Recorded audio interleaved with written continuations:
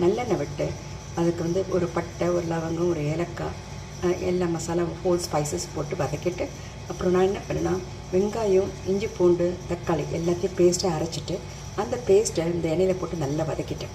நல்லா வதக்கின பிறகு அதுக்கு வேண்டிய மசாலா பொடிங்க, மிளகாத்தூள், தனியாத்தூள், சீரகம், சோம்பு, கரம் மசாலா எல்லாம் போட்டு பெப்பர் பவுடரும் கொஞ்சம் போட்டு நல்லா வதக்கிட்டு தண்ணி விட்டு மூடி வச்சுட்டேன். அது நல்லா கொதிச்சு இந்த பச்சை ஸ்மெல்லாம் போன பிறகு நான் என்ன பண்ணேன், இந்த ஈரலை கட் பண்ணி வச்சுருக்கோம் இல்லைங்களா, அதை அதில் போட்டு கொஞ்சோண்டு உப்பு போட்டு கொதிக்க தண்ணி விட்டு மூடி வச்சுட்டேன்.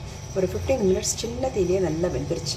அந்த மாதிரி இப்போ இந்த வெங்காயம்லாம் அரைச்சி போட்டதுனால ஒரு தொக்கா, ஒரு மசாலாவாக கிடச்சிருக்கு நம்மளுக்கு.